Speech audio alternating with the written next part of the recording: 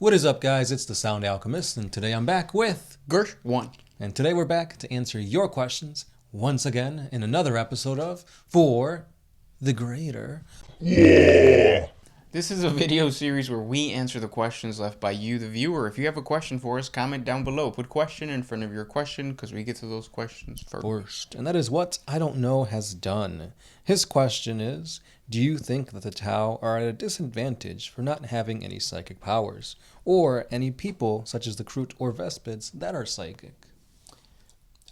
You would have to be talking about the tabletop because in the lore, yes, they do have Psykers. But it's more like for navigation purposes. Like they're not out in battle, like hurling like Fireballs or stuff like that, yeah.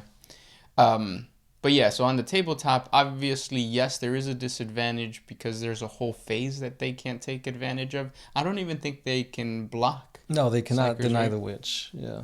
Which really sucks, and you could really use that to your advantage. But at the same time, I think the psychic abilities and the psychic phase isn't as strong in the tabletop as you think. Well, it used to be, because there was a thing called the smite spam, where you'd literally bring as many psychers on the table and literally just like overwhelm your opponent with literally Smites. mortal wounds. You can't take saves. Just smite, smite, smite. Yeah, but Games Workshop has done away with kind of that advantage to the point now where none of us even play Psykers ever when we do the tabletop. And when you look at competitive lists, you'll have a librarian there, but that's just kind of like the cherry on top of a really good core list. Right. And what I think it is, or the reason for that is because I think Games Workshop knows that like they have the Tau, the Necrons that don't have any psychic abilities. Right. So are they at a disadvantage? Yes, but it's not as big as you think. What do you think? Well, you see a lot of armies using psychic powers such as the Aldar, some Chaos armies. And yeah, like if their gimmick is to use psychic to like bolster a certain unit or to get around certain things that the other player might be doing, yeah, it's going to be a little bit of a detriment to the Tau, especially if you're playing like Grey Knights, something like that. But like you said, we don't really use psychic powers that much, so it's not that big of a deal for us. But if you are playing an army that relies heavily on it, then yeah, they're going to have a field day. Because no matter what, they're going to get off their spells without having to worry about you denying the witch. Yeah, and this also should be a lesson to learn for you. If you're playing a certain army, you have to play to their strengths.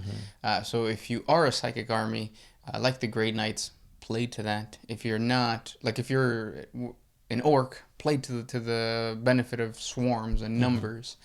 Even though shooting orcs are really good in this edition. Yeah. But the point is that like there are disadvantages in 40K, but there's always ways around it. Right.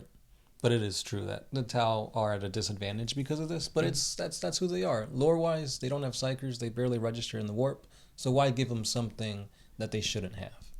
Now, by the time this video goes out, GW might have announced some things for the Tau because the Psychic Awakening portion, or I don't know what it's called. Like, the Greater Good. That's what the next Psychic Awakening book is called. Yep, so that, I mean, we might get something that will help you guys with that psychic phase. I really hope not. I know in previous editions, the Farsight Enclaves, they had the Talisman of Arthas Moloch, and I think that was anti-Psyker, if I remember correctly. Farsight's sword, is it psychic? No. Well, I mean, yes and no. I mean, they haven't confirmed what exactly it is. There's rumors of it being Necron tech, Chaos, technology, or another ancient race that was on Arthas Moloch that had to do with like imprisoning like demons or something like that. Because yeah, his sword isn't normal. Whoever he kills, their remaining lifespan gets added to Farsight. So yeah, it is very strange for a sword to do this and not have anything to do with like warp. So cool. Yeah, cool. Good question, IDK. Yep. Next question comes from. Do you have one? This one is by Noctis Lucius. So the Cabal said that if Horus won the heresy, he would create another war that would decimate the human race. How can this happen if Horus is being controlled by Chaos? And once you go Chaos, there's no turning back. In fact, if the Emperor didn't use his psychic power to blast away the chaos that tainted Horus, he would have never regretted what he's doing. Wait, so what's the core question? I guess his question is, how can this happen if Horus is being controlled by chaos? So how can he create another world or another war to decimate humanity if chaos is controlling him? And as we all know, chaos is really pretty much fueled by human emotion, for the most part. That's a tough. I think I'm trying to wrap myself around this question, or wrap my mind around it. Not myself. But I want to be that question. Horus, he wasn't possessed. Like, he had corruptive powers, but I think when the lore says that he was the Chaos Gods controlled him, they were using him as like a pawn, but he still had free will to act. Yeah, I'm still trying to find the question. What I'm thinking about this is that, yes, the first battle, the first civil war was in fact to deny the Emperor the throne, to basically take the Emperor away from Terra and to cripple Terra and humanity so that Chaos can have their way with them. I don't know why you'd want to kill all humanity because, like I said earlier, the souls, the emotion, that's all feeding chaos. So if you take that big chunk, you're taking a lot of power away from chaos.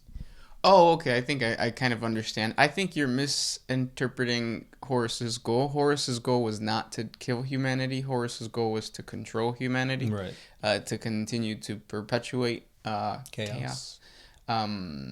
So the destruction of humanity would mean the destruction of, or the weakening of the Chaos Gods, because the Cabal will still have to do the finishing blow. But I don't think Horus or the Chaos Forces ever wanted to completely eliminate humanity.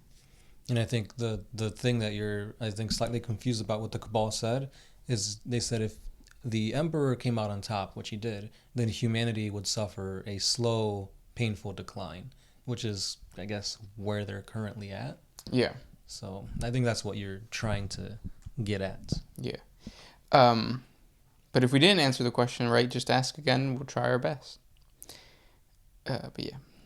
This next one is by Shinku Kiritu Ichika. What would things be like if Sanguinius didn't die? If he still lived and continued to help the Imperium? Also, let's think that he didn't disappear and he was still helping the Imperium throughout all this time and through the return of Guilliman. So, if Sanguinius never fell, whether he died or is in stasis or whatever, and he was still 100% good to go, I feel like the Imperium would still be somewhat where it's at now, because at the same time, like, Sanguinius' goal was always to basically fix his legion's gene seed of all the deficiencies and whatnot. So his he would be pulled aside from like the direction of and the Emperor never wanted the Primarchs to lead humanity. He wanted humanity to lead themselves. itself. Yeah. So I think you'd still have Sanguinius come and help humanity where his help was needed, but most of his time would be pulled away, like you said, towards finding a cure for the Red Thirst. Yeah. But we'll find out when they resurrect him. Or maybe he's never dead, so resurrection doesn't need to happen. Was Guilliman technically resurrected? Yeah, no, because Guilliman, his throat got slashed by that poison blade by Fulgrim, and so that he wouldn't die, he got put in stasis. So the poison was spreading just very, very, very slowly. So he was still alive. The armor he has on helps with the poison. I see. Next question comes from Tyler Flynn. Can the Mandalorians or its culture exist in the 40K millennia? We have a whole video on this. The answer is yeah. You could twist the Mandalorian lore to fit within the 40K universe. The big problem, obviously, is the fact that the Mandalorian belief is religious. It's like a warrior cult. Right. It's almost like the the Obsidian cult? No.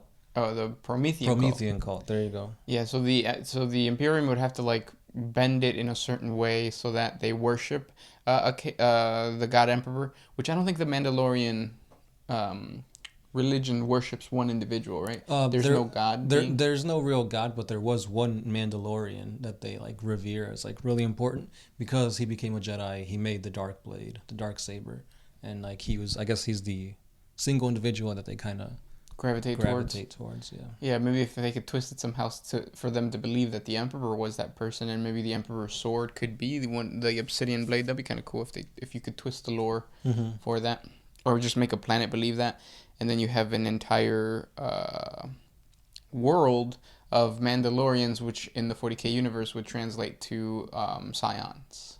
Yeah, I could see that happening. Yeah. This next one is by PB Unit. Have you ever gotten a Coke can stuck in your butt? Yes. Also, how do I get it out? Well, hopefully it was already open.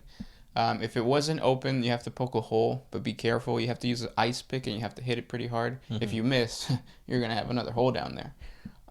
Holy moly. So, but yeah, just a lot of lube. I feel like that's usually the answer for many things in life. Add more lube. Water-based or not? I don't know. This one's more for you. From Pineapple. What are your thoughts on that orc teaser that switched over to the Gretchen? It's awesome. It means that Gatskol Magorek Thraka is coming back.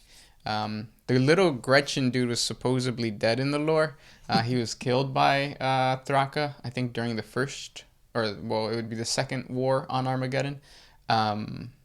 But yeah, it's cool. And he's bringing back the Lucky Stick, because that's what he's known for. That little Gretchen is the holder of the Lucky Stick. Is the Lucky Stick in the book right now? No. But it is in like the previous editions. It was just something so valuable that you had to give to your warlord.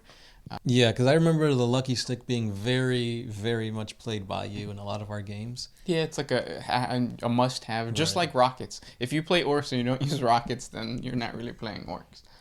Now, since the Lucky Stick was such an instrumental force for any orc player, do you think it'll come back in like a special rule, a stratagem? Do you think only Gaskell can have it? I think only Gaskell's gonna have it, and I also only think that it's like a once per game type thing, or once per battle. Yeah, maybe. But I think so. The thing about the meta of the orcs right now is that it's best for you to either to swarm numbers with shots. So you are almost like a shooty army with the introduction of Thraka, because he's part of the Goth clan, and the Goth clans actually don't like the idea of shooting. They're more like in your face. I wonder how the supplement, because it has to be a supplement that changes, how the supplement's going to change the way players play orcs, and I don't think it's going to be that big of a change. I think we're going to have to wait until next edition for orcs to, again, be more of a melee army and not so much what they are right now, which is a little bit of everything. Yeah, orcs are really good this edition. They're the best.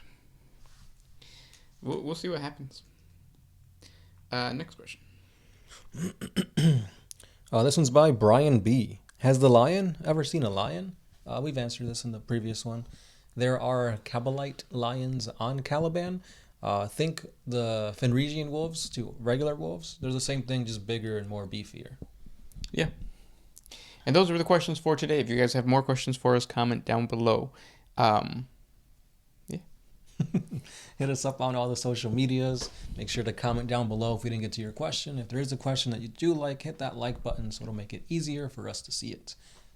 Stay subscribed. This has been The Sound Alchemist. Gershwan. And we are out of here.